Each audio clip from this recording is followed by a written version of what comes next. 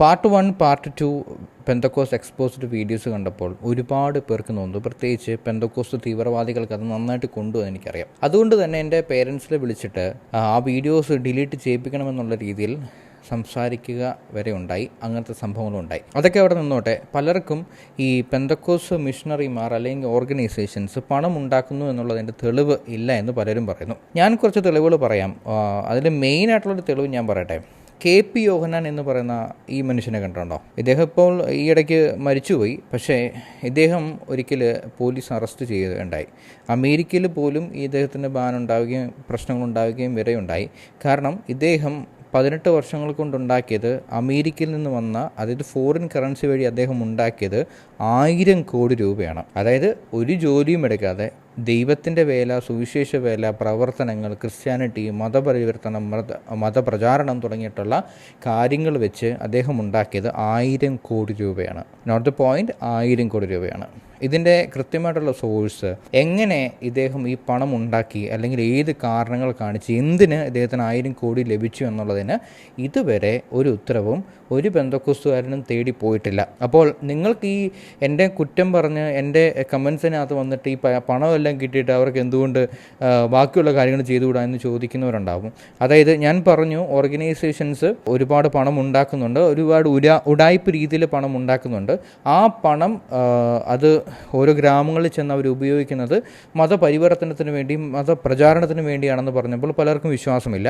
പലരും എൻ്റെ അടുത്ത് ചോദിക്കുന്ന ചോദ്യം ഇതാണ്, ഇത്രയും കോടികൾ പണം കിട്ടിയിട്ട് അവർക്ക് കിട്ടുന്ന സാലറി വെറും 6000 രൂപ, 7000 രൂപ അല്ലെങ്കിൽ 10000 രൂപയാണല്ലോ എന്ന്. ഞാൻ ചോദിക്കട്ടെ, ഒരു MLA അല്ലെങ്കിൽ ഒരു പഞ്ചായത്ത് പ്രസിഡൻറ്റ് ഇവിടെ സേവനം നടത്തുന്നത് വെറും 18000 രൂപയ്ക്കാണ്. പക്ഷേ അദ്ദേഹത്തിന് ഒരു MLAക്ക് ഒരു വഴിപ്പണിക്കോ ഒരു പാലം പണിക്കോ അല്ലെങ്കിൽ സർക്കാർ സ്ഥാപനത്തിലേക്ക് അല്ലെങ്കിൽ ഒരു ആശുപത്രിയുടെ പണിക്കോ വേണ്ടി 1 കോടിയോ 2 കോടിയോ 10 കോടി വരെ സാങ്ഷനാക്കാൻ സാധിക്കും. ആ പണം അയാൾ കയ്യിൽ നിന്ന് ഇട്ട് തരുന്നില്ലല്ലോ. അദ്ദേഹത്തിന് ഒരു പെർമനൻ്റ് ആയിട്ടുള്ളൊരു സാലറി ഉണ്ട്. അതുകൂടാതെ പ്രവർത്തനങ്ങൾക്ക് വേണ്ടി ഗവൺമെൻറ് കൊടുക്കുന്ന പണമാണ് അവർ സാങ്ഷനാക്കുന്നത്. അതുപോലെ തന്നെയാണ് ഒരു പാസ്റ്ററിന് അദ്ദേഹത്തിൻ്റെ ഗ്രാമങ്ങളിൽ പോയിട്ടുള്ള പ്രവർത്തനങ്ങൾക്ക് വേണ്ടി അദ്ദേഹത്തിന് കിട്ടുന്ന പണം അദ്ദേഹം അതിനു വേണ്ടി തന്നെ യൂസ് ചെയ്യും. ചിലരത് പോക്കറ്റിൽ ഇടുന്നവരുമുണ്ട്, ചിലരത് കുറച്ച് ഉപയോഗിച്ച് പകുതി എടുത്തിട്ട് പ്രവർത്തനങ്ങൾക്ക് വേണ്ടി ഉപയോഗിക്കുന്നവരുമുണ്ട്. പക്ഷേ മോസ്റ്റ് ഓഫ് ദി പാസ്റ്റേഴ്സ് അവർ എക്സ്ട്രീമായിട്ട് ക്രിസ്ത്യാനിറ്റി വിശ്വസിക്കുന്നവരാണ്.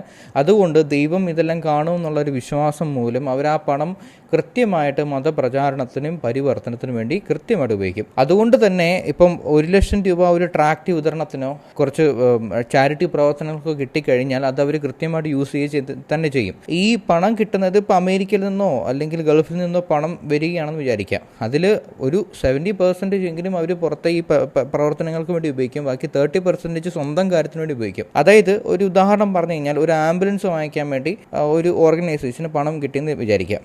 ആ ആംബുലൻസ് വാങ്ങിക്കുന്നതിന് പകരം ഇപ്പോൾ ഒരു ട്രാവലറിൻ്റെ ആംബുലൻസ് ആണെന്ന് വിചാരിക്കുക. പക്ഷേ ആ ട്രാവലറിൻ്റെ ആംബുലൻസ് വാങ്ങിക്കില്ല, അതിന് പകരം ഒരു മിനി വാൻ്റെ ആംബുലൻസ് വാങ്ങിക്കും. ബാക്കി പണം അവർ പോക്കറ്റിലിടുകയും എന്നിട്ട് ആംബുലൻസ് വാങ്ങിച്ചു എന്നുള്ളതിൻ്റെ തെളിവ് അവിടെ കാണിക്കുകയും ചെയ്യും. ഇപ്പോൾ നിങ്ങൾ ശ്രദ്ധിച്ചാൽ മതി, ഒരു ചാരിറ്റി ചെയ്യുന്ന ഒരു വ്യക്തി അദ്ദേഹം ഫോട്ടോസ് എടുക്കുന്നത് എന്തിനാണ്? ആ ഫോട്ടോസ് കൊണ്ട് എന്തെങ്കിലും പ്രയോജനം ഉണ്ടെങ്കിലല്ലേ. അല്ലെങ്കിൽ ചാരിറ്റി എന്നത് ബൈബിൾ അനുസരിച്ച് പറയുകയാണെങ്കിൽ നിൻ്റെ വലത്തേക്ക് ചെയ്യുന്നത് ഇടത്തേക്ക് അറിയാൻ പാടില്ലെന്നാണ്. പക്ഷേ ക്രിസ്ത്യൻ ഓർഗനൈസേഷൻസ് ഒരു കാര്യം നടത്തുമ്പോൾ, ഒരു കൺവെൻഷനോ അല്ലെങ്കിൽ ഒരു ചാരിറ്റി പ്രവർത്തനം നടത്തുമ്പോൾ അതിന് ഇത്രയും ഫോട്ടോസ് വീഡിയോസ് എടുക്കേണ്ട ആവശ്യം എന്താണ്? അവർ യൂട്യൂബിലൂടെയും ഇൻസ്റ്റഗ്രാമിലൂടെയും ഫേസ്ബുക്കിലൂടെയും ഈ വീഡിയോസും ഫോട്ടോസും ഒക്കെ പ്രചരിപ്പിക്കുന്നത് എന്തിനാണ്? ഈ ചോദ്യങ്ങളുടെയൊക്കെ ഉത്തരം വിശ്വാസികളായിട്ടുള്ള, തീവ്രവാദികളായിട്ടുള്ള, എക്സ്ട്രീമിസ്റ്റുകളായിട്ടുള്ള നിങ്ങൾ എനിക്ക് തരണം. പെന്തക്കോസ്തുകാരെ ഞാൻ തീവ്രവാദി എന്ന് വിളിച്ചപ്പോൾ അവർ വിചാരിക്കുന്നത് തീവ്രവാദി എന്ന് പറഞ്ഞാൽ ടെററിസ്റ്റ് എന്നാണ്. തീവ്രവാദം എന്ന് പറഞ്ഞു കഴിഞ്ഞാൽ തീവ്രമായിട്ട് എന്തിനേയും വാദിക്കുന്ന ഒരാൾ, അവരുടെ വിശ്വാസം മാത്രമാണ് ശരിയെന്ന് തീവ്രമായി വിശ്വസിക്കുന്ന ഒരാളെ തീവ്രവാദി എന്നാണ് വിളിക്കുന്നത്. മറ്റുള്ള ആളുകളെ, അതായത് ഭീകരത പടത്തുന്ന ആളുകളെയാണ് ടെററിസ്റ്റ് അല്ലെങ്കിൽ ഭീകരവാദി എന്ന് വിളിക്കുന്നത്. ക്രിസ്ത്യൻ ഓർഗനൈസേഷനിലെ പെന്തക്കോസ്ത് വിഭാഗം എന്ന് പറയുന്നത് ഒരു എക്സ്ട്രീമിസ്റ്റുകളാണ്. അവർ ഭീകരവാദികളല്ല, തീവ്രവാദികളാണ്. അത് കൃത്യമായിട്ട് ഞാൻ അത് പിന്നെയും പറയേണ്ട കാര്യം എന്ന് വെച്ചാൽ, ഒരുപാട് ആളുകൾ എൻ്റെ വീഡിയോസിന് വന്നിട്ട് എന്തുകൊണ്ട് പെന്തക്കോസുകാരെങ്ങനെ തീവ്രവാദിയാകും, അവർ ബോംബ് പൊട്ടിക്കാൻ പോയില്ലല്ലോ, അവർ ആൾക്കാരെ കൊല്ലാൻ പോയില്ലല്ലോ, വാളെടുത്തോ തോക്കെടുത്തോ ഒരാളുടെ തലയിൽ വെച്ചിട്ട് മതം മാറണം എന്ന് പറയുന്നില്ലല്ലോ. പിന്നെയും പലർക്കുള്ള സംശയങ്ങളാണ്, അല്ലെങ്കിൽ പലരും വാദങ്ങളാണ്. മറ്റു മതക്കാരെ പോലെ പെന്തക്കോസുകാർ ഈ പരിവർത്തനം നടത്തിയിട്ട് വേറെ എന്ത് ലാഭം ഉണ്ടാക്കി? ഇത് ഹിന്ദുത്വ രാജ്യം പോലെ അല്ലെങ്കിൽ ഇസ്ലാമിക രാജ്യം പോലെ ക്രിസ്ത്യാനിറ്റിയെ ഒരു രാജ്യമായിട്ട് പ്രഖ്യാപിക്കാൻ വേണ്ടി, ഒരു രാജ്യത്തെ ക്രിസ്ത്യാനിറ്റി മാത്രമാണ് ശരിയെന്ന് വാദിക്കാൻ വേണ്ടി അവരൊന്നും ചെയ്തില്ലല്ലോ എന്ന്. ഈ നന്നായിട്ട് ജീവിക്കുന്ന ഒരാളെ, അല്ലെങ്കിൽ ഒരു മതത്തിൽ വിശ്വസിക്കുന്ന ഒരാളെ, അയാളുടെ മതം മാറ്റിയിട്ട് നിങ്ങൾക്ക് എന്ത് പ്രയോജനമാണുള്ളത്? അയാളുടെ മതത്തിൽ, അയാൾ ജനിച്ചു വീണ മതത്തിൽ, അയാൾ വിശ്വസിച്ചുകൊണ്ടിരുന്ന മതത്തിൽ അയാൾ വിശ്വസിച്ചാൽ എന്താണ് കുഴപ്പം? അയാൾക്ക് ഇഷ്ടമുള്ള ദൈവത്തിൽ വിശ്വസിച്ചാൽ എന്താണ് കുഴപ്പം? അയാൾ മതം വിട്ടാലോ ഏതെങ്കിലും വിഗ്രഹത്തെ ആരാധിച്ചാലോ നിങ്ങൾ എന്തിനു വേവലാതിപ്പെടണം?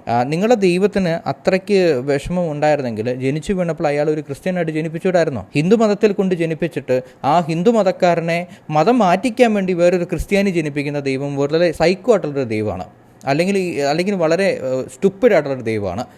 ദൈവത്തിന് വളരെ ഈസി ആയിട്ട് ക്രിയേഷൻ നടത്താമെങ്കിൽ ആ ദൈവത്തിന് ഒരു ഹിന്ദുവിനെ ജനിപ്പിക്കാതെ ക്രിസ്ത്യാനിയായിട്ട് തന്നെ ജനിപ്പിച്ച് അങ്ങനെ മുമ്പോട്ട് പോയേ പോരായിരുന്നു. അതിനുവേണ്ടി പ്രത്യേകം ഒരു ക്രിസ്ത്യാനി ജനിപ്പിക്കുകയും ഒരു കൂട്ടം ഹിന്ദുക്കളെ ക്രിസ്ത്യാനിയാക്കാൻ വേണ്ടി വേറെ ആളുകളെയും നിയമിക്കുകയും ചെയ്യുന്നത് വളരെ മണ്ടത്തരമായിട്ടുള്ളൊരു കാര്യമാണ്. അതായത് ആദ്യമേ സൊല്യൂഷൻ കൊടുത്തിട്ട് പിന്നെ പ്രോബ്ലംസിനെ ക്രിയേറ്റ് ചെയ്യുന്ന ഒരു ബിസിനസ് തന്ത്രം മാത്രമാണ്. ഇന്ന് നമ്മൾ ചർച്ച ചെയ്യാൻ പോകുന്നത് ഒരുപാട് കാര്യങ്ങളുണ്ട്. അതിൽ പ്രധാനപ്പെട്ടതാണ് പെന്തക്കോസുകാരുടെ പ്രാർത്ഥന, രോഗശാന്തി ശുശ്രൂഷ. ഞാൻ എല്ലാ വിശ്വാസികളോടും, പെന്തക്കോസുകാരെന്നല്ല എല്ലാ ദൈവമത വിശ്വാസികളും, ഞാൻ പെന്തക്കോസുകാരോട് മാത്രമല്ല എല്ലാ മതവിശ്വാസികളോടും എല്ലാ ദൈവവിശ്വാസികളോടും ഞാൻ ചോദിക്കുന്ന ഒരു ചോദ്യമുണ്ട്. അതായത്, നിങ്ങൾ എന്തുകൊണ്ടാണ് പ്രാർത്ഥിക്കുന്നത്, എന്തിനാണ് പ്രാർത്ഥിക്കുന്നത്?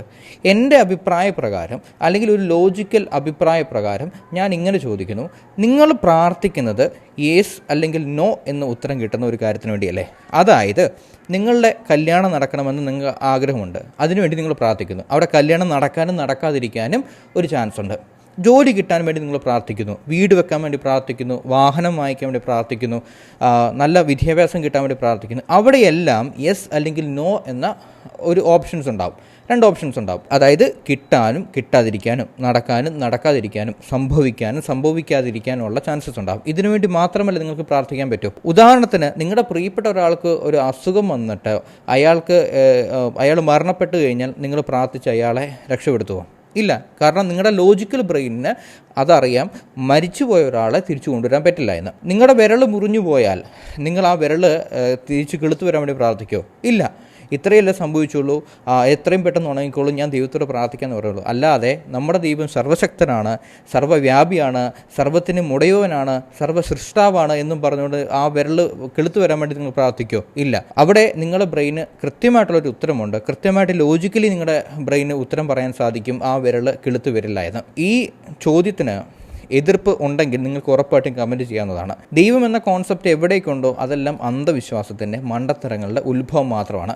അത് ഏത് ഹോളി ബുക്ക് എടുത്താലും ആ മണ്ടത്തരങ്ങൾ നിറഞ്ഞിരിക്കുന്ന ഒരു പുസ്തകമാണ് അത് മനസ്സിലാക്കാൻ സാധിക്കും. ഹിന്ദു മതത്തിലെടുത്താൽ പോലും ഒരു കഥയെ, കവിതയെ അല്ലെങ്കിൽ ഒരു നോവലിനെ ദൈവമാക്കുന്ന സാഹചര്യമാണുള്ളത്. ഖുറാൻ എടുത്തു കഴിഞ്ഞാൽ മുഹമ്മദിന് തോന്നിയ മണ്ടത്തരങ്ങളും അയാൾക്ക് തോന്നിയ അയാളുടെ സ്വഭാവങ്ങളും അയാളുടെ സ്ത്രീകളോടുള്ള അടുപ്പങ്ങളും അതൊക്കെ എടുത്തു വെച്ചിട്ട് അയാളൊരു മതം ഉണ്ടാക്കിയിരിക്കുകയാണ്. അതാണ് ഇസ്ലാം മതം. ക്രിസ്ത്യൻസ് എന്ന് പറയുമ്പോഴത്തേക്ക് മറ്റൊരു മതത്തെ കോപ്പി അടിക്കുക, അല്ലെങ്കിൽ ഒരുപാട് പുസ്തകങ്ങളെല്ലാം കൂടെ ചേർത്ത് ഒരുപാട് യേശുമാരുടെ കഥകൾ എടുത്തിട്ട് ഒരു യേശു ക്രിസ്തു എന്നും പറഞ്ഞുകൊണ്ട് തള്ളുകഥ ഉണ്ടാക്കുക. ഇങ്ങനെ തുടങ്ങിയ എല്ലാ മതങ്ങളും ഒരുപാട് മണ്ടത്തരങ്ങളും ഒരുപാട് കള്ളത്തരങ്ങളും കേട്ടുകഥകളും എല്ലാം ചേർത്തുണ്ടാക്കിയ ഒരു പുസ്തകം മാത്രമാണ്. ഇനിയും ഒരുപാട് കാര്യങ്ങൾ നമുക്ക് ചർച്ച ചെയ്യാനുണ്ട്. ഈ ക്രിസ്ത്യൻ ലൈഫ് വിട്ടുകഴിഞ്ഞാൽ ഒരാൾക്കുണ്ടാകുന്ന പ്രശ്നങ്ങൾ അത് ചർച്ച ചെയ്യണമെന്ന് ഓൾറെഡി ഒരുപാട് പേര് കമൻറ്റ് ചെയ്തിരുന്നു. ആസ് എൻ എക്സ് ക്രിസ്ത്യൻ ഞാൻ അനുഭവിച്ചിട്ടുള്ള പ്രശ്നങ്ങൾ ഞാനിവിടെ ചൂണ്ടിക്കാണിക്കാൻ വേണ്ടി താല്പര്യപ്പെടുകയാണ്. ഞാൻ മതം വിട്ടത് എൻ്റെ വീട്ടിൽ തന്നെ ആയിരുന്നത് കൊണ്ടും എൻ്റെ വീട്ടുകാർക്ക് മാത്രമേ അറിയാമായിരുന്നത് കൊണ്ടും പ്രശ്നങ്ങൾ വളരെ കുറവായിരുന്നു. ആ പ്രശ്നം പുറത്തോട്ട് പോയിരുന്നില്ല. ഞാൻ വീഡിയോസ് ചെയ്യുന്നു, അതിന് ചിലപ്പോൾ അഭിപ്രായ വ്യത്യാസങ്ങൾ വരുമ്പോൾ ഞാൻ എൻ്റെ വീട്ടുകാരുമായിട്ട് തർക്കിക്കുകയുണ്ടായിരുന്നുള്ളൂ. ഒരു ദിവസം ഞാൻ ഏലിയൻസ് ഉണ്ടോ എന്നൊരു വീഡിയോ യൂട്യൂബിൽ പബ്ലിഷ് ചെയ്തു. ആ വീഡിയോ ഇപ്പോഴും യൂട്യൂബിൽ കിടപ്പുണ്ട്. ആ വീഡിയോയുടെ യൂട്യൂബ് ലിങ്ക് ഞാനൊരു ക്രിസ്ത്യൻ ഗ്രൂപ്പിൽ അറിയാതെ ഷെയർ ചെയ്തു പോയി. ആ വീഡിയോയിൽ പറയുന്നത് ഏലിയൻസ് ഉണ്ടോ എന്നാണ് ഞാൻ ചോദിച്ചേക്കുന്നത്. അതായത് ഇതുവരെ ഏലിയൻസിൻ്റെ തെളിവുകളൊന്നും കിട്ടിയിട്ടില്ല. പക്ഷേ ഒരു കടലിൽ നിന്ന് ഒരു സ്പൂൺ വെള്ളം എടുത്തു കഴിഞ്ഞാൽ അതിൽ മീനില്ല എന്ന് പറയുന്നത് പോലെ ഇത്രയും വലിയൊരു പ്രപഞ്ചത്തിൽ ഏലിയൻസ് ഉണ്ടാവാൻ ചാൻസസ് ഉണ്ട് എന്ന് പറയുന്ന ഒരു സ്റ്റേറ്റ്മെൻറ്റ് പോലും ഞാൻ ആ വീഡിയോയിൽ പറഞ്ഞിട്ടുണ്ട്. അപ്പോൾ ആ വീഡിയോയുടെ ടൈറ്റിൽ കണ്ട ഒരു പെന്തക്കോസ്റ്റ് പാസ്റ്റർ അവിടെ വലിയ രീതിയിൽ പ്രശ്നം ഉണ്ടാക്കി ആ ഗ്രൂപ്പിൽ. അത് ഞാൻ ആ ഗ്രൂപ്പിൽ ലിങ്ക് ഇട്ടതിലല്ല, അയാൾ വലിയ MSc ഫിസിക്സ് കഴിഞ്ഞിട്ടുള്ള ഒരാളാണെന്ന് അയാൾ വാദിക്കുകയും അയാളുടെ അത്ര ജ്ഞാനം വേറൊരു പെന്തക്കോസ്റ്റുകാർക്കും ക്രിസ്ത്യാനികൾക്കും ഇല്ല എന്ന ഗ്രൂപ്പിൽ കിടന്ന് വഴക്കുണ്ടാക്കുകയും ചെയ്തു. അപ്പോൾ ഞാൻ കൃത്യമായി പറഞ്ഞു, നിങ്ങൾ ആ വീഡിയോ കണ്ടു നോക്കൂ, ഞാൻ ഏലിയൻസ് ഉണ്ടെന്നുള്ളതിൻ്റെ തെളിവ് ഇതുവരെ കിട്ടിയിട്ടില്ല എന്നാണ് പറഞ്ഞതെന്ന്. അതിനെ വലിയൊരു പ്രശ്നമാക്കി മാറ്റി അവിടുത്തെ ഗ്രൂപ്പിലുള്ള എല്ലാ ആളുകളും വളരെ വലിയ രീതിയിൽ പ്രശ്നമാക്കുകയും ചെയ്തു. അങ്ങനെ ആ പ്രശ്നം വഷളായപ്പോഴത്തേക്ക് എൻ്റെ ഫാദറിന് കോള് വരുന്നു. ഇവൻ നിരീശ്വരവാദിയാണ്, ഇവൻ്റെ വീഡിയോസ് എല്ലാം നിരീശ്വരവാദത്തെ പ്രൊമോട്ട് ചെയ്യുന്നതാണെന്നൊക്കെ പറഞ്ഞുകൊണ്ട് എൻ്റെ പിതാവിനെ വിളിച്ചിട്ട് കോള് ചെയ്ത് വളരെ പ്രശ്നമുണ്ടാക്കുന്ന അവസ്ഥ വരെ ഉണ്ടായി. അങ്ങനെ എൻ്റെ പപ്പ എന്നെ കോള് ചെയ്യുന്നു, നീ എൻ്റെ വീട്ടിൽ നിന്ന് ഇറങ്ങിപ്പോകണമെന്ന് പറയുന്നു. അങ്ങനെ സംഭവങ്ങളിങ്ങനെ വഷളായിക്കൊണ്ടിരിക്കുമ്പോൾ അദ്ദേഹം ഒരു വേറൊരു സ്ഥലത്ത് സുവിശേഷ പ്രവർത്തനത്തിന് പോയിട്ട് തിരിച്ചു വരുന്ന വഴിക്കായിരുന്നു ഇതൊക്കെ സംഭവിച്ചുകൊണ്ടിരുന്നത്. പപ്പ എൻ്റെ അടുത്തേക്ക് വരുമ്പോഴത്തേക്ക് എൻ്റെ അടുത്ത് പറഞ്ഞു, ഞാൻ വീട്ടിൽ വരുമ്പോൾ നീ അവിടെ ഉണ്ടാകാൻ പാടില്ല, വിശ്വാസികൾ പണം കൊടുത്തു വെച്ചിരിക്കുന്ന വീടാണ്, നീ നിരീശ്വരവാദിയായ നിനക്ക് എൻ്റെ വീട്ടിൽ താമസിക്കാൻ അനുവാദമില്ല, കടക്ക് പുറത്ത് എന്ന് പറഞ്ഞുകൊണ്ട് ഉള്ള പരിപാടികളെല്ലാം നടത്തി. ഞാൻ പോവാതെ ഞാൻ വീട്ടിൽ തന്നെ ഉണ്ടായിരുന്നു. അങ്ങനെ പപ്പ തിരിച്ചു വരുന്ന വഴിക്ക് റെയിൽവേ സ്റ്റേഷനിൽ നിന്ന് ഓട്ടോയിൽ കയറി ഒരു സ്ഥലത്ത് ഇറങ്ങുന്ന സമയത്ത് പപ്പയുടെ ഫോണ് മിസ്സാവുന്നു. അങ്ങനെ ഫോണ് മിസ്സായപ്പോൾ ഒരു ഫോണ് അടുത്തു നിന്ന് ഒരാളുടെ ഫോണ് ചോദിച്ചു വാങ്ങിച്ച് എന്നെ ഫോൺ വിളിച്ചിട്ട് പറഞ്ഞു, ഫോൺ മിസ്സായി, നീ എത്രയും പെട്ടെന്ന് വണ്ടി എടുത്തിട്ട് വരണം, എന്നെ വീട്ടിലോട്ട് കൊണ്ടുപോകണമെന്ന്. അങ്ങനെ ഞങ്ങൾ പോലീസ് സ്റ്റേഷനിൽ പോകുന്നു, കംപ്ലയിൻ്റൊക്കെ കൊടുത്ത് വീട്ടിലോട്ട് തിരിച്ചു പോരുന്ന വഴിക്ക് വയറിന് വേദനയൊക്കെ ഉണ്ടാകുന്നു അദ്ദേഹത്തിന്. അങ്ങനെ വയറുവേദന കൂടി.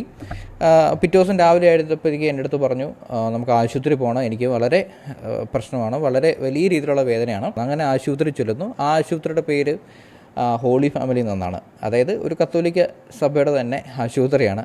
ഓർക്കണം, കത്തോലിക്ക ക്രിസ്ത്യൻ ആശുപത്രിയാണ്. അതിനു മുമ്പായിട്ട്, അതായത് നമ്മുടെ വീട്ടിൽ നിന്ന് ആശുപത്രിയിലേക്ക് പോകുന്ന വഴിക്ക് തന്നെ ഒരു പള്ളിയുണ്ട്. ആ പള്ളിയിലോട്ട് കയറുന്നില്ല. നമ്മുടെ തന്നെ ചർച്ചുകൾ അവിടെ അടുത്ത് തന്നെ ഉണ്ട്, പെന്തക്കോസ്റ്റ് ചർച്ചുകളുണ്ട്, അവിടെയും കയറുന്നില്ല. നേരെ പോകുന്നത് ആശുപത്രിയിലേക്കാണ്. ആശുപത്രി പോകുന്നു, ചികിത്സ എടുക്കുന്നു. അതായത് കിഡ്നി സ്റ്റോണാണെന്ന് തെളിയിക്കുന്നു. അവർ സർജറി ചെയ്യുന്നു.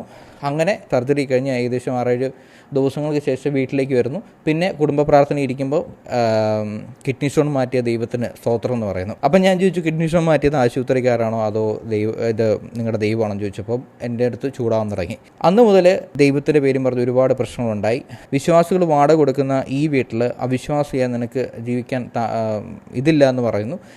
അപ്പോഴും ഞാൻ ചോദിക്കുന്നു, എത്ര വിശ്വാസികൾ ആശുപത്രിയിൽ നിൽക്കാൻ വന്നു? എത്ര വിശ്വാസികൾ നിങ്ങളുടെ കൂട്ടത്തിലുണ്ടായിരുന്നു? എത്ര വിശ്വാസികൾ പണം നിന്ന് സഹായിച്ചു? അവിടെ ഉണ്ടായിരുന്നതും നിരീശ്വരവാദിയായിട്ടുണ്ടായിരുന്ന ഞാനായിരുന്നു. മതം എന്ന് പറഞ്ഞുള്ള വൈറസ് ഒരു മനുഷ്യൻ്റെ തലച്ചോറിൽ വന്നു കയറിക്കഴിഞ്ഞാൽ അദ്ദേഹത്തിന് അല്ലെങ്കിൽ ആ കൂട്ടർക്ക് മനുഷ്യനെ പോലും തിരിച്ചറിയാനുള്ള കഴിവിനെ നഷ്ടപ്പെടും എന്നുള്ളത് സത്യമായിട്ടുള്ളൊരു കാര്യമാണ്. അതുകൊണ്ട് തന്നെയാണ് പല പെന്തക്കോസ്റ്റ് വിശ്വാസത്തിലുള്ള ആളുകൾ മതം വിട്ടാൽ, ക്രിസ്ത്യാനികൾ മതം വിട്ടാൽ ആ മതം വിട്ട ആളുടെ പുറകെ പോവുകയും പല രീതിയിലുള്ള പ്രശ്നം ഉണ്ടാക്കുകയും ചെയ്യുന്നത്. പിന്നീട് ഒരുപാട് തവണ എന്നെ തിരിച്ച് മതത്തിലേക്ക് കൊണ്ടുവരാൻ വേണ്ടി കൗൺസിലിംഗ് ചെയ്യാൻ വേണ്ടി ഒരുപാട് ആളുകളെ കൊണ്ടുവന്നു. ഒരുപാട് ആളുകൾ എന്നെ നേരിട്ട് വന്ന് സംസാരിക്കാൻ തുടങ്ങി, ഫോണിലൂടെ വാട്സപ്പിലൂടെ മെസ്സേജ് അയക്കാൻ തുടങ്ങി. ഞാനങ്ങനെ ചോദിക്കുന്ന ചോദ്യങ്ങൾക്കൊന്നും ഉത്തരം കിട്ടാതെ വന്നപ്പോൾ എൻ്റെ തന്തയ്ക്ക് വിളിക്കുന്ന പോലത്തെ വർത്തമാനം പറഞ്ഞു, ഞാനും നല്ല വർത്തമാനം പറഞ്ഞു. അങ്ങനെ അവരെ ഓടിച്ചു വിടേണ്ട അവസ്ഥ വരെ ഉണ്ടായി. അപ്പോൾ ഞാൻ ചോദിച്ചു, നീ കാണാടാ ക്രിസ്ത്യാനി എന്ന് ചോദിച്ചപ്പോഴത്തേക്ക്, നിന്നെ ക്രിസ്ത്യാനി ആവേണ്ട ആവശ്യമില്ലടാ എന്ന് പറഞ്ഞുകൊണ്ട് എൻ്റെ അടുത്ത് പുച്ഛിച്ചു പോയ അവസരം വരെ ഉണ്ടായിട്ടുണ്ട്. അങ്ങനെ ഒരുപാട് മിഷണറിമാരും പാസ്റ്റർമാരും എന്നെ തിരിച്ച് മതത്തിലേക്ക് കൊണ്ടുവരാൻ ശ്രമിച്ചിട്ടും ഞാൻ മതം മാറാതെ വന്നപ്പോഴത്തേക്ക് അവരെല്ലാവരും എന്നോട് പിണങ്ങാൻ തുടങ്ങി. നല്ല ഫ്രണ്ട്സൊക്കെ ഞാൻ മതം വിട്ടു എന്നുള്ള പ്രശ്നങ്ങൾ കൊണ്ട് എന്നെ ബ്ലോക്ക് ചെയ്ത് വരെ പോകുന്ന അവസ്ഥ ഉണ്ടായി. ഞാൻ അവരോട് പേഴ്സണലി ഒരു കാര്യം പോലും ചോദിക്കാൻ ചെന്നിട്ടില്ല. പക്ഷേ ഞാൻ മതം വിട്ടു എന്നുള്ള കാരണം കൊണ്ട് എൻ്റെ വളരെ വേണ്ടപ്പെട്ടവരായിട്ടുള്ള പ്രിയപ്പെട്ടവരായിട്ടുള്ള ഒരുപാട് നാളുകൾ കൂടെ നിന്നിട്ടുള്ള വർക്ക് ചെയ്തിട്ടുള്ള പെന്തക്കോസ്തുകാർ എന്നെ ബ്ലോക്ക് ചെയ്തിട്ട് വരെ ഉണ്ടായി. ആ ഒരു അവസ്ഥയിൽ നിന്ന് പിന്നീട് നമ്മൾ കരകയറി വരിക എന്നുള്ളത് വളരെ കഷ്ടമായിട്ടുള്ളൊരു കാര്യമായിരുന്നു. ഒരു മതം വിട്ടതിന് ശേഷം ഒരു കൈ മുറിഞ്ഞാൽ പോലും നീ മതം വിട്ടത് കൊണ്ട് കർത്താവ് നിനക്ക് തന്ന ശിക്ഷയായിരുന്നു എന്നാണ് പറഞ്ഞുകൊണ്ടിരുന്നത്. ഞാൻ ഈ മതം വിട്ടപ്പോൾ തന്നെ ഞാൻ മനസ്സിൽ വിചാരിച്ചിരുന്ന ഒരു ഒരു കാര്യമുണ്ടായിരുന്നു. വണ്ടി ഓടിക്കുമ്പോൾ പോലും മനസ്സിൽ ആഗ്രഹിച്ചിരുന്നു, അറിയാതെ പോലും വീഴരുതേ. കാരണം വീണ് കഴിഞ്ഞാൽ ഇവർ പറയും, കർത്താവ് നിന്നെ ശിക്ഷിച്ചതാണ്, നീ മതം വിട്ടതുകൊണ്ട് കർത്താവിന് ഇഷ്ടപ്പെട്ടില്ല എന്ന് ഇവർ പറയുമല്ലോ എന്ന് ഓർത്തിട്ട് ഞാൻ വളരെ സൂക്ഷിച്ച് വരെ വണ്ടി ഓടിക്കേണ്ട അവസ്ഥ ഉണ്ടായിട്ടുണ്ട്. ഈ പറയുന്നവരോട് എനിക്ക് ചോദിക്കാനുള്ളത്, മതത്തിലുള്ള ആളുകളെയും വണ്ടി ഇടിക്കുന്നില്ലേ, വണ്ടി ആക്സിഡൻ്റ് ആവുന്നില്ലേ, അവരെ അപ്പം ദൈവമാണോ ശിക്ഷിക്കുന്നത് അതോ സ്വന്തമായിട്ട് വീണതാണോ എന്നുള്ള ചോദ്യം കൂടെ അവർ ഉത്തരം പറയേണ്ടി വരും. ഒരു പെന്തക്കോസ്റ്റ് പാസ്റ്ററിൻ്റെ മകൻ എന്ന രീതിയിൽ ഒരുപാട് റെസ്ട്രിക്ഷൻസ് നമ്മുടെ ലൈഫിലുണ്ടാവും. അതായത് ഒരു വിശ്വാസിയുടെ ഒരു ജീവിതത്തെ സംബന്ധിച്ചിടത്തോളം അയാൾക്ക് കുറച്ചുകൂടെ ഫ്രീഡം ഉണ്ടാവും. അയാളുടെ പേരൻസ് അത്രയും തീവ്രമായിട്ടുള്ള വിശ്വാസികളായിരിക്കില്ല. പക്ഷേ ഒരു പാസ്റ്റേഴ്സ് കിഡിൻ്റെ അല്ലെങ്കിൽ ഒരു പാസ്റ്ററിൻ്റെ മകൻ്റെ ഒരു അവസ്ഥ എന്ന് പറയുന്നത് ഒരുപാട് റെസ്ട്രിക്ഷൻസ് ഉണ്ടാവും, ഒരുപാട് കാര്യങ്ങൾ അവർ നിർബന്ധമായിട്ടും ചെയ്യേണ്ടതുണ്ടാവും. പ്രത്യേകിച്ച് എല്ലാ സൺഡേയിലും നമ്മൾ ആരാധനയ്ക്ക് പോകണം, കൃത്യമായിട്ട് രാവിലെ 9 മണി തൊട്ട് 1 മണി വരെ ആ പ്രാർത്ഥനയ്ക്ക് ഇരിക്കണം. ഇടയ്ക്ക് ഇറങ്ങിപ്പോയാൽ തന്നെ അത് പ്രശ്നമാണ്. ചെറുപ്പത്തിൽ ചുമ്മാ കുട്ടികളൊക്കെ ആയിട്ട് ഇരിക്കുമ്പോഴത്തേക്ക് ചർച്ചിൽ നിന്ന് ഇറങ്ങിപ്പോയി കഴിഞ്ഞാൽ പാസ്റ്റർ ഇടയ്ക്കൂടെ വന്നിട്ട് കയ്യിൽ ഞുള്ളിപ്പറിച്ചിട്ട് തൊലി മാന്തി എടുക്കുന്ന ഒരു പ്രശ്നം വരെ ഉണ്ടായിട്ടുണ്ട്. അങ്ങനെ പേടിച്ച് പള്ളിക്കകത്ത് തന്നെ കുത്തിയിരിക്കേണ്ടി വരുന്ന അവസ്ഥ ഉണ്ടായിട്ടുണ്ട്. ഏകദേശം ഒരു 9 മണി മുതൽ 1 മണി വരെ ഇങ്ങനെ കുത്തിയിരിക്കുക, ഇവർ പറയുന്ന മണ്ടത്തരങ്ങളൊക്കെ കേട്ടുകൊണ്ടിരിക്കുക എന്നുള്ളത് എങ്ങനെ സാധിക്കുന്നതാവേ എന്ന് വേണമെങ്കിൽ ചോദിക്കുന്ന ഒരവസ്ഥയാണ്. കാരണം ഇപ്പോഴും നമ്മൾ മനസ്സിലാക്കേണ്ട ഒരു കാര്യം, നമുക്കിഷ്ടമില്ലാത്തൊരു കാര്യത്തെ അടിച്ചേൽപ്പിക്കാൻ വേണ്ടി ഇവർ വളരെ വലിയ രീതിയിലുള്ള ഫോഴ്സ് ക്രിയേറ്റ് ചെയ്യുന്നുണ്ട്. ഒരു വിശ്വാസി എന്ന നിലയിൽ അയാൾക്ക് ചെയ്യേണ്ടി വരുന്ന ഒരുപാട് കാര്യങ്ങളുണ്ട്. ഒരു മാസത്തെ പ്രാർത്ഥന, അതായത് ഒരു ചർച്ചിനെ സംബന്ധിച്ചിടത്തോളം ചർച്ചിൽ ഒരു 10-50 കുടുംബം ഉണ്ടെങ്കിൽ 50 കുടുംബത്തിലും പ്രാർത്ഥനകളുണ്ടാവും. എല്ലാ വെള്ളിയാഴ്ചകളിലും ഓരോ കുടുംബത്തിൽ വെച്ചിട്ട് പ്രാർത്ഥന ഉണ്ടാവും. ഇന്ന് എൻ്റെ വീട്ടിലാണെങ്കിൽ അടുത്ത കുടുംബത്തിലായിരിക്കും പ്രാർത്ഥന. അങ്ങനെ 50 കുടുംബങ്ങൾ കഴിയുമ്പോൾ പിന്നെ ആ ലൂപ്പ് പിന്നെയും റിപ്പീറ്റ് ആയിക്കൊണ്ടിരിക്കും. അങ്ങനെ ഓരോ പ്രാർത്ഥന കഴിയുമ്പോഴും പാസ്റ്ററിന് പൈസ കൊടുക്കണം, അവിടെ വന്നിരിക്കുന്ന 10-50-100 പേർക്ക് ഫുഡ് കൊടുക്കണം. ഇങ്ങനെ തുടങ്ങി ഒരുപാട് കാര്യങ്ങൾ ആ വീട്ടിൽ ചെയ്യാനുണ്ടാകും. ഈ പ്രാർത്ഥന വെക്കുന്നത് തന്നെ കുറേ പേർക്ക് തിന്നാനും പാസ്റ്ററിന് പൈസ ഉണ്ടാക്കാനും വേണ്ടിയാണ്. ഒരു കല്യാണം അല്ലെങ്കിൽ ഒരു ശവോടക്കം എന്നൊക്കെ പറഞ്ഞു കഴിഞ്ഞാൽ ഒരു പാസ്റ്ററിനെ സംബന്ധിച്ചിടത്തോളം ഒരു ചാകരയാണ്. കാരണം ഒരു പാസ്റ്ററിന് ഒരു കല്യാണം നടന്നു കഴിഞ്ഞാൽ ചിലപ്പോൾ 3000, 4000, 5000, 10000 പൈസ ഉള്ളവനാണെങ്കിൽ നല്ല പണമൊക്കെ കൊടുക്കുന്ന ആളുകളൊക്കെ ഉണ്ട്. പ്രത്യേകിച്ച് ഒരു പാസ്റ്റർ വളരെ ഫേമസ് ആയിട്ടുള്ള ഒരാളാണെങ്കിൽ അയാളെ വിളിക്കുമ്പോൾ അയാൾ വരുന്ന വണ്ടിയുടെ ടിക്കറ്റ്, അയാളുടെ സ്റ്റേ, അയാൾക്ക് ഒരു ടിപ്പായിട്ട് കവറിനകത്തിട്ട് കൊടുക്കുന്ന 10,000-20,000 രൂപകൾ, അത് പ്രത്യേകിച്ച് ഞാൻ കേട്ടിട്ടുണ്ട്. ഈ ആശുപത്രികളിലൊക്കെ പോയി പ്രാർത്ഥിക്കുന്ന ഒരു പാസ്റ്ററിന് ചിലപ്പോൾ 300-400 രൂപയൊക്കെ ഒരു പ്രാർത്ഥനയ്ക്ക് തന്നെ കിട്ടാറുണ്ട്. ഈ പ്രാർത്ഥന കഴിഞ്ഞിട്ട് ആ രോഗി സൗഖ്യമാക്കുമോ? അതൊന്നുമില്ല. പക്ഷേ ആ പ്രാർത്ഥനയ്ക്ക് എന്തോ രാഷ്ട്രീയക്കാർ വരുന്ന പോലത്തെ എന്തോ വാല്യൂ പ്രത്യേകിച്ച് ആശുപത്രി ഈ വിശ്വാസികൾ കൊടുക്കുന്ന ഒരു ചരിത്രം വരെ ഉണ്ടായിട്ടുണ്ട്. ഒരുപാട് ആളുകൾക്ക് അറിയാവുന്ന കാര്യമായിരിക്കും ക്രിസ്ത്യൻ കോളേജുകളുടെ അവസ്ഥ. പ്രത്യേകിച്ച് കന്യാസ്ത്രീമാർ പ്രിൻസിപ്പാളായിട്ടുള്ള കോളേജുകളിൽ പഠിക്കുന്ന, പ്രത്യേകിച്ച് നേഴ്സിംഗ് കോളേജുകളിൽ പഠിക്കുന്ന കുട്ടികൾക്ക് നന്നായിട്ടറിയാം കന്യാസ്ത്രീമാരുടെ സ്വഭാവങ്ങൾ. ഈ കന്യാസ്ത്രീമാർ ഈ അവിടുത്തെ കുട്ടികളെ അവർക്ക് പെട്ടെന്ന് പുറത്തു പോകാനോ, ഹോസ്റ്റലിന് പുറത്തു പോകാനോ അല്ലെങ്കിൽ കോളേജിൽ നിന്ന് പുറത്തു പോകാനുള്ള ഇതുണ്ടാവില്ല, ഒരു പെർമിഷൻ ഉണ്ടാവില്ല. അഥവാ ഒരു ചായ കുടിക്കാൻ പുറത്തു പോയെങ്കിലോ അല്ലെങ്കിൽ ഒരു ഡെലിവറി ബോയ് വന്നിട്ട് എന്തെങ്കിലും ഫുഡ് കൊടുത്തിട്ട് പോവുകയാണെങ്കിൽ ചെയ്താൽ അപ്പോഴത്തേക്ക് അവരെ വിളിക്കുന്ന പേരാണ് വേശ്യയെന്ന്. അതായത് ഈ കന്യാസ്ത്രീമാർ അവർ ഈ കുട്ടികളെ വിളിക്കുന്ന പേരാണ് വേശ്യയെന്ന്. ആ ഒരവസ്ഥയിൽ അത് ഒരു കുട്ടിയെ മാത്രമല്ല, ഒരു പുറത്തുനിന്ന് ഒരു ഫുഡ് ഡെലിവറിക്കാരൻ വന്നാലോ അല്ലെങ്കിൽ ഒരു സാധനം ഓർഡർ ചെയ്ത് ആരെങ്കിലും കൊണ്ടുതരാൻ വേണ്ടി വന്നു കഴിഞ്ഞാൽ അവനുമായിട്ട് കമ്പനിയാണെന്നും അയാളുമായിട്ട് പ്രേമമാണെന്നും പറഞ്ഞുകൊണ്ട് അതിനെ വലിയ രീതിയിൽ വഷളാക്കുകയും പിന്നീട് പെനാൽറ്റി, പണിഷ്മെൻറ്റ് തുടങ്ങിയിട്ടുള്ള ഒരുപാട് പ്രശ്നങ്ങൾ ക്രിയേറ്റ് ചെയ്യുന്ന കന്യാസ്ത്രീമാരെ കാണാൻ സാധിക്കും. അവിടത്തുള്ള, അതായത് ഈ ക്രിസ്ത്യൻ കോളേജുകളിലെ ഈ പ്രിൻസിപ്പൽമാർക്ക്, പ്രത്യേകിച്ച് കന്യാസ്ത്രീമാർ, പള്ളിയിലച്ചന്മാർ ഈ പ്രിൻസിപ്പൽമാരായി കഴിഞ്ഞാലുള്ള പ്രശ്നം എന്ന് വെച്ച് കഴിഞ്ഞാൽ അവരുടെ സകല ഫ്രസ്ട്രേഷൻസും അവർ ഈ കുട്ടികളുടെ മേലിലേക്ക് തീർക്കും. അതായത് ഈ ഒരു കന്യാസ്ത്രീ ഒരു കപ്പിളിനെ കണ്ടെന്ന് വിചാരിക്കുക, ഒരു ഗേൾ ഫ്രണ്ട് ബോയ് ഫ്രണ്ട് അവരൊരു കപ്പിളായിട്ട് ഇവിടെ ഇരിക്കുന്നത് കണ്ടു കഴിഞ്ഞാൽ ഇവർക്ക് അപ്പോഴത്തേക്ക് ചൊറിയാൻ നടക്കും. ഇവർക്ക് കിട്ടാത്തതൊക്കെ മറ്റുള്ളവർക്ക് കിട്ടുമ്പോഴത്തേക്ക് എന്തോ ഒരു കുഴപ്പം പോലെയാണ് ഇവർ ഈ കുട്ടികളോട് പെരുമാറുന്നത് പോലും. പ്രിൻസിപ്പളാണെങ്കിലും അവരുടെ ഫുള്ള് ഫ്രസ്ട്രേഷൻ, ഈ കുട്ടികളൊക്കെ നല്ല ഡ്രസ്സ് ഇട്ട് നല്ല രീതിയിൽ ജീവിക്കുന്നത് കാണുമ്പോൾ, നല്ല ജോലി ചെയ്യുന്നത് കാണുമ്പോഴത്തേക്ക് ഈ വീട്ടുകാരൊക്കെ നിർബന്ധിച്ച് ഇവരെ പള്ളിയിലച്ഛനും കന്യാസ്ത്രീയൊക്കെ ആക്കിയ പോലാണ് ഇവർ കുട്ടികളോട് പെരുമാറുന്നത് പോലും. ഈ ക്രിസ്ത്യൻ കോളേജുകളിലൊക്കെ പഠിച്ച കുട്ടികളോട് ചോദിച്ചു കഴിഞ്ഞാൽ നല്ലതായിട്ട് പറയാൻ പറ്റും. പ്രത്യേകിച്ച് കേരളത്തിന് പുറത്തുള്ള നഴ്സിംഗ് കോളേജുകളിൽ ഈ കന്യാസ്ത്രീമാരുടെയും പള്ളിയിലച്ഛന്മാരുടെയൊക്കെ കോളേജിൽ പഠിക്കുന്ന കുട്ടികളോട് ചോദിച്ചു കഴിഞ്ഞാൽ അവർ കൃത്യമായിട്ട് പറഞ്ഞു തരും ഈ അവസ്ഥ തന്നെയാണ് എല്ലായിടത്തും ഉള്ളത്. പ്രതികരിക്കാൻ പോലും സമ്മതിക്കത്തില്ല. പ്രതികരിച്ചു കഴിഞ്ഞാൽ ആ കുട്ടികളുടെ സർട്ടിഫിക്കറ്റ് കിട്ടാൻ വൈകുകയോ അല്ലെങ്കിൽ തുടങ്ങിയിട്ടുള്ള ഒരുപാട് പ്രശ്നങ്ങൾ അവർ വരുത്തി വെക്കുകയും ആ കുട്ടി വളരെ വലിയ രീതിയിലുള്ള ഫ്രസ്ട്രേഷൻ അനുഭവിക്കുകയും അങ്ങനെ ഡിപ്രഷനിലോട്ട് പോവുകയും ആത്മഹത്യ വരെയും ചെയ്തിട്ടുള്ള കഥകൾ ഒരുപാട് നമുക്ക് ഗൂഗിളിൽ പോലും സെർച്ച് ചെയ്താൽ കിട്ടും. ഞാൻ പറഞ്ഞിട്ടുള്ള ഒരുപാട് കാര്യങ്ങളുടെ തെളിവുകൾ നിങ്ങൾക്ക് നോർത്ത് ഇന്ത്യയിൽ നേരിട്ട് പോയി കാണാൻ സാധിക്കും. അല്ലെങ്കിൽ ഗൂഗിൾ സെർച്ച് ചെയ്ത് കഴിഞ്ഞാൽ ഒരുപാട് കാര്യങ്ങൾ കാണാൻ സാധിക്കും. ഈവൻ ChatGPT പോലും പെന്തക്കോസ്തുകാർ ചെയ്യുന്ന, ക്രിസ്ത്യൻസ് ചെയ്യുന്ന ഉഡായിപ്പുകൾ, പെന്തക്കോസ് അല്ലെങ്കിൽ ക്രിസ്ത്യൻ ഫണ്ടിങ്ങിനെ പറ്റിയുള്ള കാര്യങ്ങൾ ChatGPT ചോദിച്ചു കഴിഞ്ഞാൽ പറയാൻ പറ്റും, കാണാൻ സാധിക്കും. അങ്ങനെ ഒരുപാട് തെളിവുകൾ ഞാൻ പറയേണ്ട ആവശ്യമില്ല.